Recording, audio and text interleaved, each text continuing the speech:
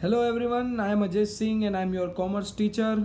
So today we are going to start our subject Organization of Commerce and Management, which is also known as by the name OC and BA, जिसे आप OC भी बोलते हो और BA भी बोलते हो. ओके, तो उसका जो पहला चैप्टर है, we are going to start its first chapter which is nature and significance of management. Okay, ये जो भी एक्सप्लेनेशन रहेगा ये हिंदी गुजराती में मिक्स रहेगा, क्योंकि ये हम लोग जो भी पोर्शन है, जो भी सिलेबस है वो GSEB का है. ओके, तो सबसे पहले ये जो मैनेजमेंट वर्ड है कि भाई व्हाट इज मैनेजमेंट. देखो पहली लाइन तुम लोग देख लो, management exist since ancient time.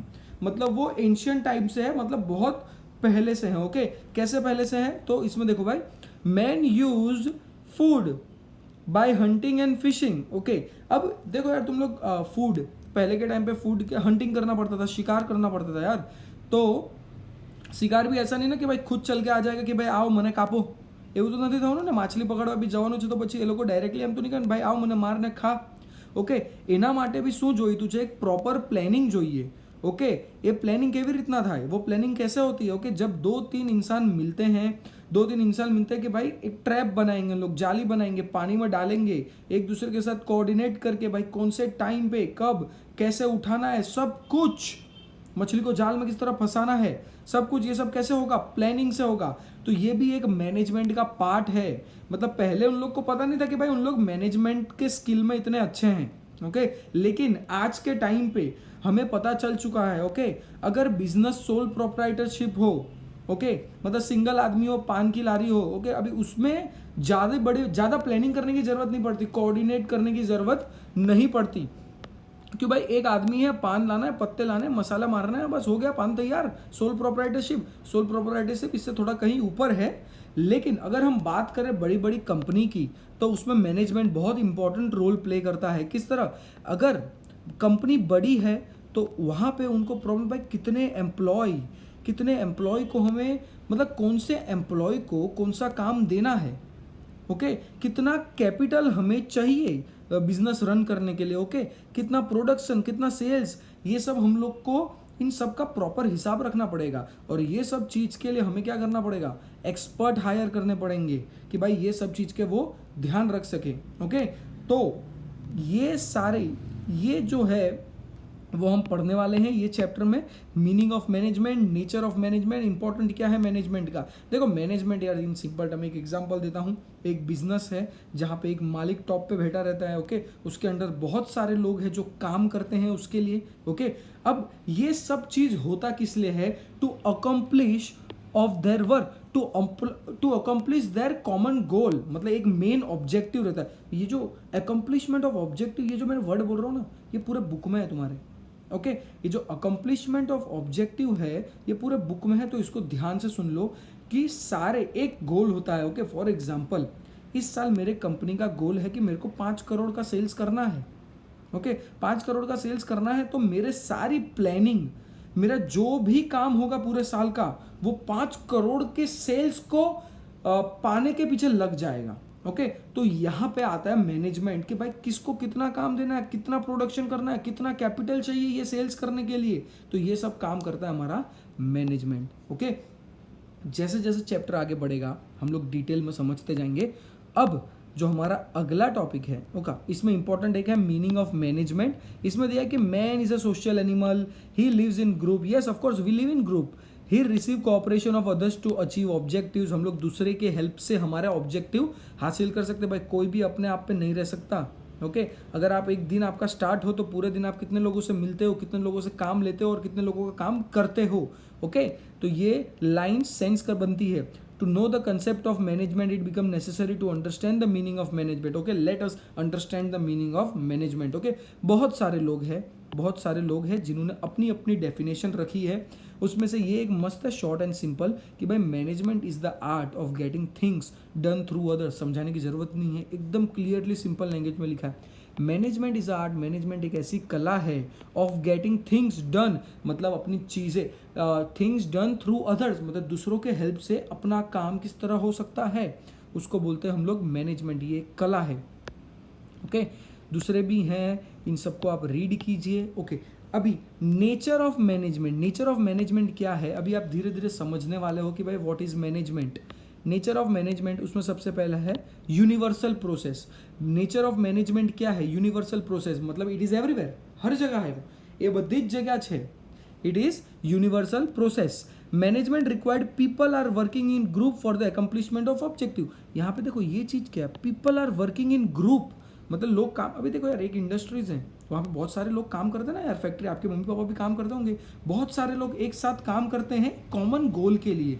एक चीज़, एक टारगेट है, मतलब ये चीज़ हमको करना है, एक बिल्डिंग बनाना है, तो कॉमन गोल क्या है सबका, ओके, बिल्डर का, उसके अंदर काम करने वाले लोगों का, या कोई भी लोग हो, फाइनेंस डिपार्टमेंट, कुछ भी हो, जो भी पैसा कैपिटल ला रहा है, डाल रहा है, इन्वेस्ट कर रहा है, सबका कॉमन गोल क्या है कि भाई ये बिल्डिंग बन जाए और बिक जाए, ओके। तो ये सेंटेंस क्या बोलता है, people are working in group for the accomplishment of objective. Management are required in industries but also, management is not only required in industries but also can be applied in various social activities like agriculture, army, education। हाँ, बात सही है कि भाई हर जगह management चाहिए, army में भी मैनेजमेंट चाहिए, फिर एडुकेशन हो या एग्रीकल्चर सेक्टर हो, सब चीज़ में मैनेजमेंट चाहिए, प्रॉपर टाइम पे प्रॉपर काम होना चाहिए। और यहाँ पे क्या, ग्रुप ऑफ लोग सब एक साथ काम करते हैं, तो ये यूनिवर्सल प्रोसेस है। इसका मतलब कि भाई ये इट इज़ एवरीवेयर, ये हर जगह है, ओके। तो पहला नेचर ऑफ मैनेजमेंट हमने क्या किया, देखो ओसी बीए, इसमें सबसे इंपॉर्टेंट है आपके लिए हेड पॉइंट्स पढ़ना, ओके। अंदर का कंटेंट आपको याद रखना है यार, प्लीज गोखना नहीं है, ओके। यूनिवर्सल प्रोसेस तो क्या, इट इज एवरीवेयर भाई, ये दूसरे एक्टिविटीज लाइक कि भाई ये एग्रीकल्चर है, ओके, आर्मी से वहाँ पे भी काम लगता है, सारे लोग एक साथ मिलके ग्रुप में काम करते हैं कॉमन ऑब्जेक्टिव को अचीव करने के लिए, तो आप बना के लिख सकते हो, लेकिन हेड पॉइंट आपको याद रखने पड़ेंगे। अब सेकंड है गोल ओरिएंटेड एक्टिविटी। नाम से क्लियर है, गोल ओरिएंटेड एक्टिविटी का मतलब क्या होता है, गोल मतलब एक कोई भी एम, या मतलब आई मीन कोई भी गोल, मतलब मैंने जैसे बिल्डिंग वाला एग्जांपल बोला ना कि हमारा गोल क्या है, सेल्स वाला एग्जांपल बोला था कि भाई हमारा सेल्स, हमारा गोल क्या है कि भाई 5 करोड़ का सेल्स होना चाहिए, तो ये एक्टिविटी कैसी है, गोल ओरिएंटेड एक्टिविटी है। तो इसके अंदर का मैं आप पे छोड़ रहा हूँ, आपको पढ़ना है, इसमें कुछ इतना हार्ड है भी नहीं, ओके। तो group activity, of course it is group activity यार, कुछ है नहीं, ग्रुप एक्टिविटी। एक आदमी, अरे भाई एक आदमी बिल्डिंग बना सकता है क्या, एक आदमी 5 करोड़ रुपए का सेल्स कर सकता है क्या एक प्रोडक्ट का, कहाँ करेगा वो, 5 रुपए का करेगा, 500 रुपए का करेगा, ओके। तो it is group activity, without group activity it is not management, okay. तो ये एक ग्रुप एक्टिविटी है, ओके। 2 देखो इसमें कॉमन, देखो यार ये चीज क्या है, the accomplishment of pre determined objective, मतलब जो हमने ऑब्जेक्टिव जो हमने सेट किया है वो अचीव करने के लिए, सब में ये सेंटेंस कॉमन है, पूरे बुक में है भाई। कंटिन्यूअस प्रोसेस, अच्छा ये कैसा प्रोसेस है, कंटिन्यूअस प्रोसेस है, क्या क्या कंटिन्यूअस प्रोसेस है, तो मैनेजमेंट। ऐसा नहीं कि भाई आपने कोई काम चालू किया, तो अगर आपने बिल्डिंग का काम चालू किया, चलो आपको बनाने थे 5 माले, आपने 3.5 माले बना के छोड़ दिया, अभी 3.5 कहते हो, मीनिंग के भाई 3 माला ने अर्धु घर बनाવીને છોડી દીધું, થોડી ચાલવાનું છે, एक कंटिन्यूअस प्रोसेस છે। अच्छा अजू क्लियरली कि भाई वंस यू स्टार्ट, कि भाई आप एक बार स्टार्ट कर दो तो आप उसको बीच में से नहीं छोड़ सकते, ओके। तो it is continuous process, okay. और एक बार आपका ये जो ऑब्जेक्टिव है वो अचीव हो भी जाता है, तो उसके बाद आप नया ऑब्जेक्टिव सेट करते हो और फिर इट गोज ऑन, ये चलता ही रहता है। ये क्या है, कंटिन्यूअस प्रोसेस है मैनेजमेंट का। कोई भी इंसान ऐसा सोच के बिजनेस स्टार्ट नहीं करता कि मेरा बिजनेस 1 साल में बंद हो जाए, वो हमेशा लॉन्ग टर्म का ही सोचता है। तो मैनेजमेंट भी क्या है, वो है कंटिन्यूअस प्रोसेस, कभी ना खत्म होने वाली प्रोसेस। ह्यूमन प्रोसेस, ऑफकोर्स यार ये थोड़ा group activity, human process bigger human के थोड़ी होने वाला है यार। तो it is a human process, management process is limited to human activity in spite of its universally. Human element is the most significant, सबसे इंपॉर्टेंट है। Man is the centre of management, इंसान ही नहीं होगा तो क्या होगा, कुछ नहीं होगा, ओके। तो man is at the centre of this activity, क्योंकि जो ऑब्जेक्टिव सेट करेगा वो इंसान होगा, जो नौकरियां देगा वो इंसान होगा, जो काम करेगा वो भी इंसान होगा। तो ये लाइन बहुत इंपॉर्टेंट है, मार्क कर लो भाई कि भाई man is the centre of this management. तो this is the thus it is a human process which is done by and for the man, okay अब है डिसीजन प्रोसेस। डिसीजन प्रोसेस नाम से क्लियर है हेड पॉइंट कि आपको इसमें सही टाइम पे सही डिसीजन लेने हैं। Okay decision process is a function of management. Management has to take decision constantly while managing business. हर रोज छोटे से लेके बड़े से लेके सब आपको हर एक पॉइंट पे बिजनेस लेना है। बिजनेस अगेन हमारा बेस्ट एग्जांपल, बिल्डिंग बना रहे हो, कौन सी कपची यूज़ करना है, कौन सा पत्थर यूज़ करना है, ओके आई मीन कौन सा मटेरियल यूज़ करना है, ओके कितना वेज रखना है, लोगों को कितनी सैलरी देना है, इंजीनियर को कितनी सैलरी देगा। तो हर एक डिसीजन आपको कौन से टाइम पे स्टार्ट करना है बिल्डिंग यार, बरसात से पहले, बरसात के बाद, विंटर, सब चीज़ में। So management is a decision process, इसमें डिसीजन बहुत इंपॉर्टेंट है। ओके दस decision process is a function of management. अब है 7वां पॉइंट है साइंस आर्ट एंड प्रोफेशन। इसको हम थोड़ा डिटेल में आगे भी पढ़ेंगे, तो अभी थोड़ा चलो पढ़ ही लेते हैं ना, क्या है यार। इंपॉर्टेंस ऑफ मैनेजमेंट है बीच में, उसको थोड़ा सा स्किप कर देते हैं। हम लोग आ जाते हैं management as a science art and profession. इसमें दिया एकदम वास्ट में। ओके अब मजा आने वाला है, ये टॉपिक थोड़ा सा अच्छा है। Management is a science, management is an art, management is N profession. अरे भैया क्या बोल रहे हो आप लोग। Management is a science, science means systematic and, please इसको अच्छे से लिखना है, एग्जाम में पूछते हैं कि management as a science and art and a profession, भाई एक्सप्लेन 3 मार्क्स में पूछ लेते हैं। Science means systematic and specialised knowledge. Science is a subject where rules and principle are derived and cause and effect are relation. ये जो है ना cause and effect relationship ऐसे एस्टेब्लिश, इसको नोट कर लो। साइंस क्या होता है भाई, साइंस प्रिंसिपल और रूल्स पे बेस्ड है। ओके साइंस को हम हमारे हिसाब से नहीं कर सकते। ओके अब मैं ऐसा बोल दूंगा कि भाई water flows in the sky, oxygen is we take carbon dioxide, we inhale carbon dioxide and exhale oxygen. Okay गलत हो जाएगा ना यार, फैक्ट्स पूरे गलत हो जाएंगे। तो साइंस क्या है, साइंस किस पे बेस्ड है, रूल्स एंड प्रिंसिपल, वो है फैक्ट पे बेस्ड है साइंस। साइंस को तुम लोग तुम्हारे हिसाब से नहीं लिख सकते, तुम्हारे हिसाब से नहीं मोड़ सकते, जो है वो है। तो management is a science.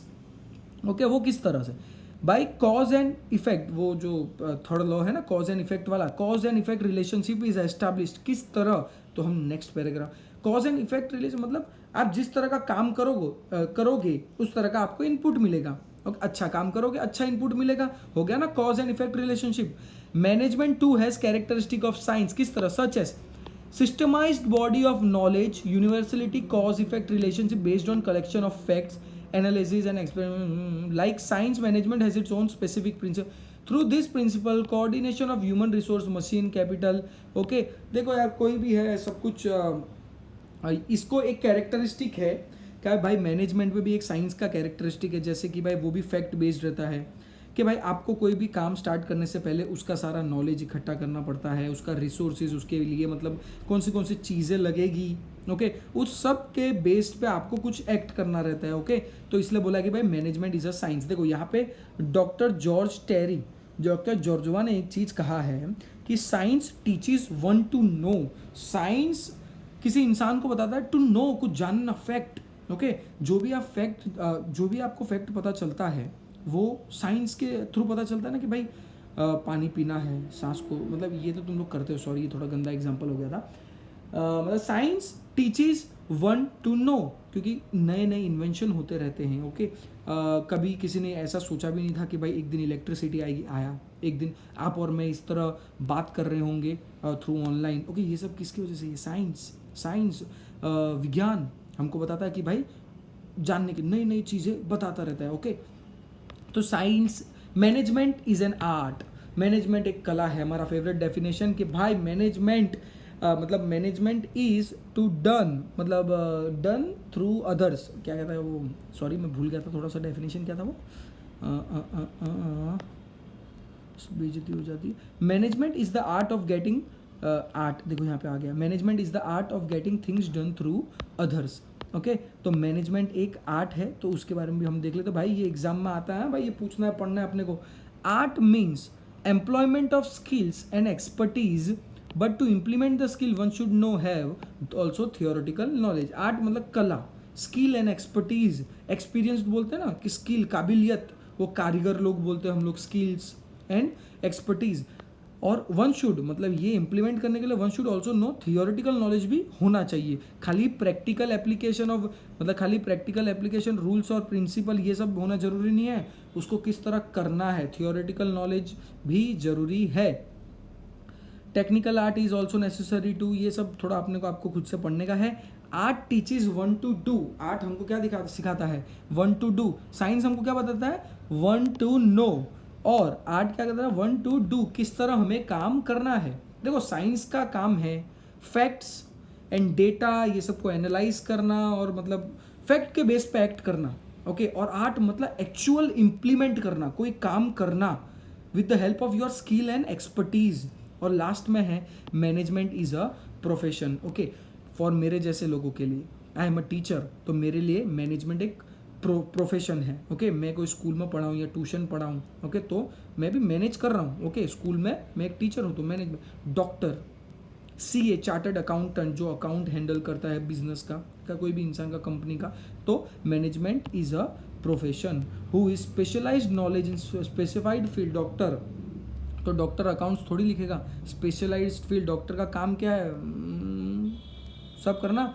Accountant का काम क्या है, चार्टर्ड अकाउंट का, तो वो कोई ऑपरेशन नहीं करने वाला, ओके। स्पेशलाइज्ड फील्ड में नॉलेज होता है, उसे बोलते हैं profession. Are you in which profession, ऐसा करके क्वेश्चन पूछते हैं लोग, okay.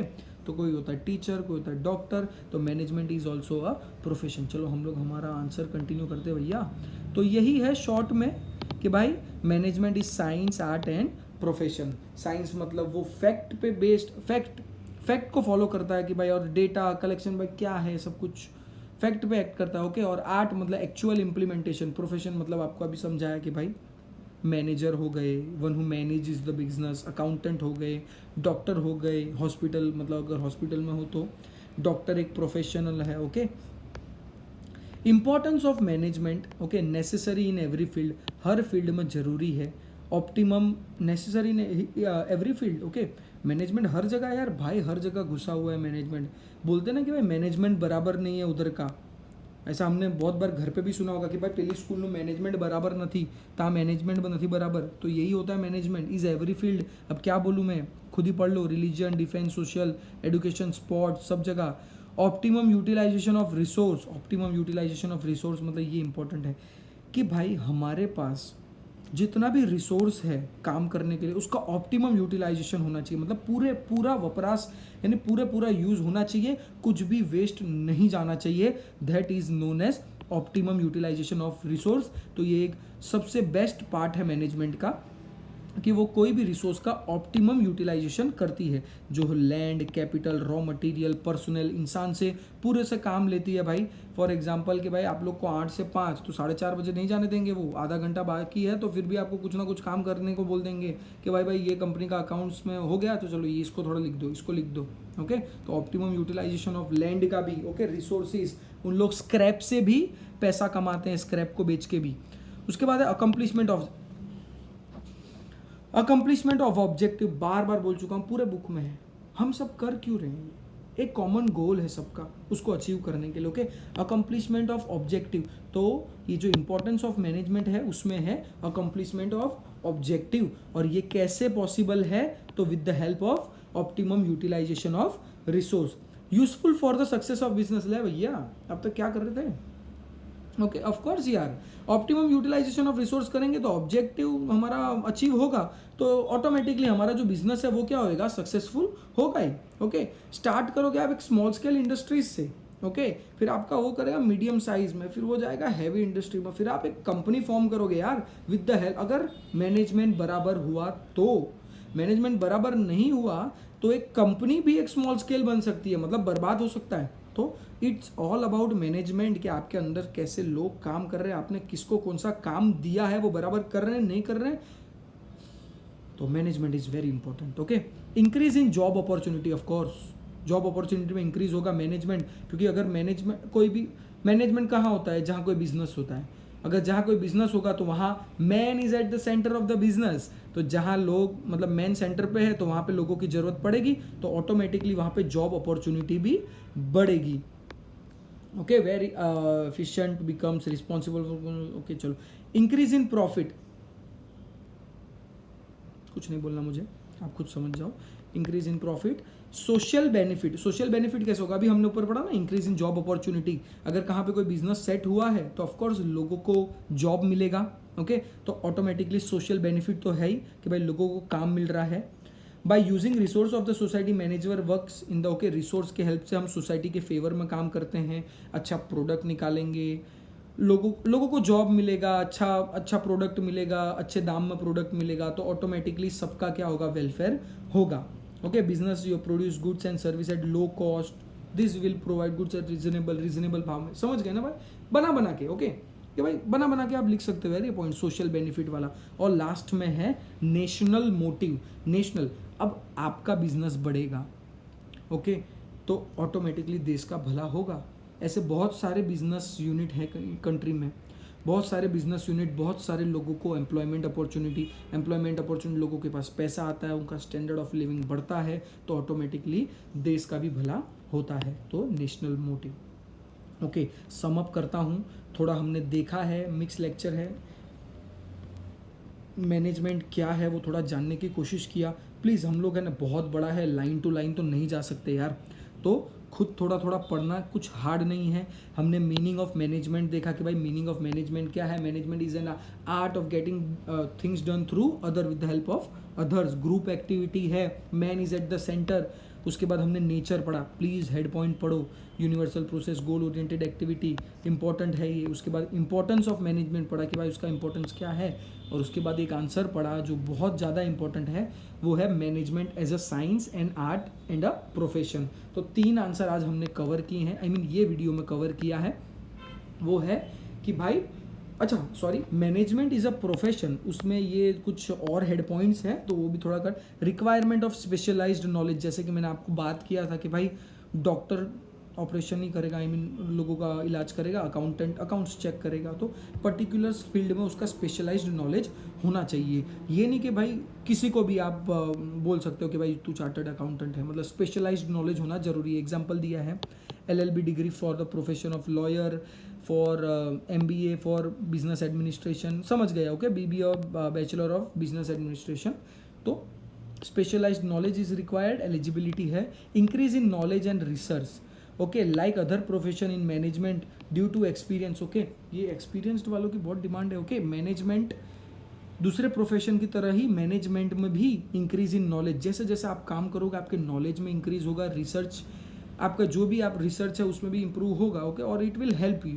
Okay professional association, all professional form their association, management सबका अपना अपना एसोसिएशन रहता है, जैसे कि इट गिव्स एजुकेशन। IIM है एक अच्छा प्रोफेशनल, तो वो देता है इंडियन इंस्टीट्यूट ऑफ मैनेजमेंट, हमारे अहमदाबाद में है IIM। ओके IIM में अगर एडमिशन चाहिए तो कैट की एग्ज़ाम देनी पड़ती है, which is one of the toughest exam. Okay तो हर एक आर्ट का वो रहता है, अगर चार्टर्ड अकाउंटेंट बनना है तो ICAI है, सबका professional association. Implementation of code of conduct, हाँ कोड ऑफ कंडक्ट बहुत जरूरी है। Each of the professional association frame code of conduct for its member, it's mandatory for all members to follow code of, मतलब certain rules and regulation रहते हैं जो आपको follow करने पड़ते हैं। एक एग्जांपल देता हूँ, ICAI chartered accountant code of conduct कि भाई तुम लोग after becoming an chartered accountant आप अपने CA होने का एडवर्टीजमेंट नहीं कर सकते, एक बार कर सकते हो जब स्टार्टिंग में आप बन जाओ। तो ये सर्टेन कोड ऑफ कंडक्ट है, वो हर एक प्रोफेशन में